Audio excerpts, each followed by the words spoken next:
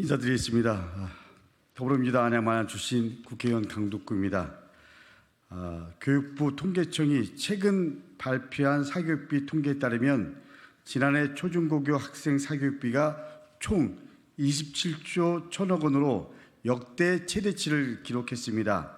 하지만 그동안 유아 사교육비는 공식적으로 집계된 적이 없어서 사각지대라는 지적이 있었습니다. 그리고 유아 사교육비가 계속 증가했을 것이라는 우려가 있었습니다.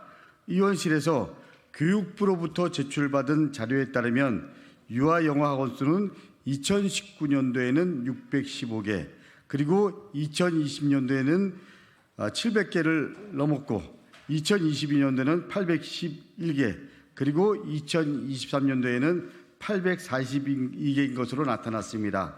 또한 전국 17개 시도교육청이 낸 자료에 의하면 시도교육청 내 유아 영어 학원의 우리 월 평균 교습비 및 기타 경비가 2023년 12월 기준으로 121만 원인 것으로 나타났습니다. 그중 교습비는 110만 9천 원, 기타 경비는 10만 1천 원이었습니다. 시도별로는 세종이 148만 원으로 가장 높았고, 그리고 인천이 142만 원, 서울이 141만 원, 충남이 137만 원 순이었습니다.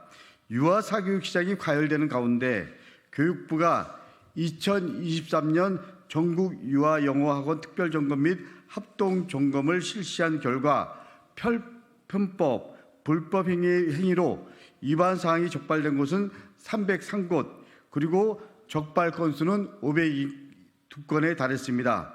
과태료가 부과된 건수도 85건에 달했습니다.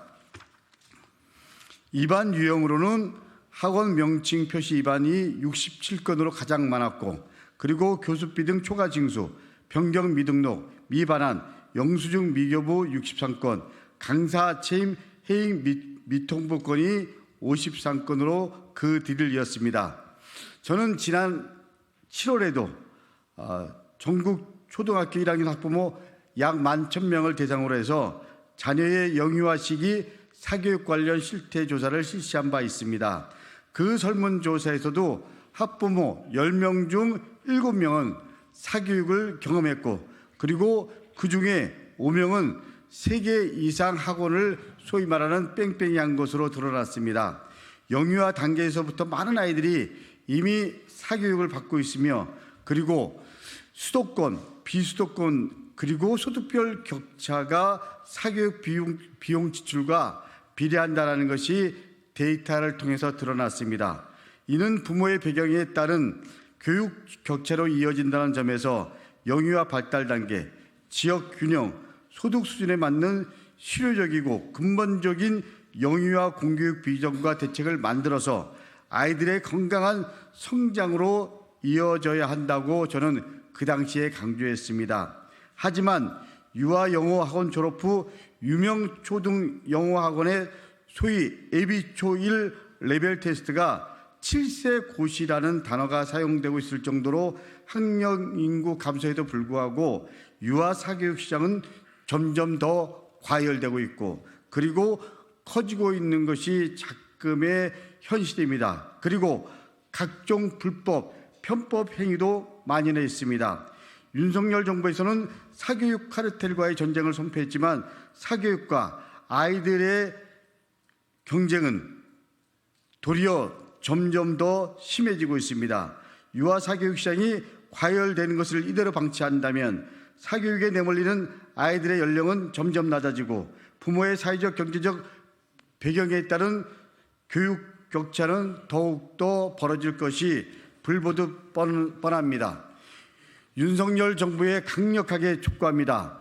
정부가 부모의 사교육비 경감에 대한 의지가 있다면 우리 사회의 사교육 의존의 심각한 것부터 또 근본적인 원인부터 진단하십시오. 그리고 소위 말하는 입시 제도가 근본적으로 바뀌지 않으면 사교육 문제는 해결할 수 없습니다. 그런데 윤석열 정부는 모든 교육 관련 정책이 거꾸로 가고 있습니다. 윤석열 정부에 강력하게 촉구합니다. 근본적인 입시 제도의 교육부터 마련하십시오. 그리고 동시에 유아에 대한 과잉학습, 사교육 문제를 해결하고 발달 단계에 맞는 교육과 그리고 인권 보장을 위한 대책을 조속히 마련해 줄 것을 강력하게 촉구합니다. 이상입니다.